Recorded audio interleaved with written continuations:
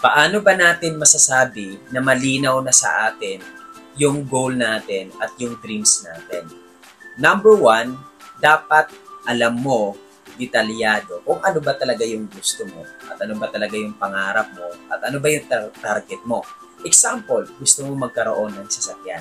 Hindi lang basta-basta sasakyan. Dapat alam mo kung ano yung brand ng sasakyan na yun. Yan ba ay Honda? Yan ba ay Toyota? At anong klaseng Toyota?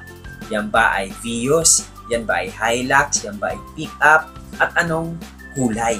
So, ibig sabihin, matitrace mo na malinaw sa iyo yung goal mo kapag alam mo kung ano yung gusto mo.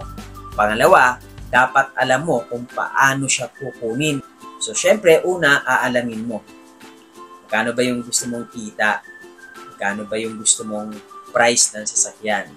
And then, ika-calculate mo lang kung anong trabaho, anong sipag ang ilalagay mo para ma-achieve mo yung amount na tinatarget mo para makuha mo yung gusto mo.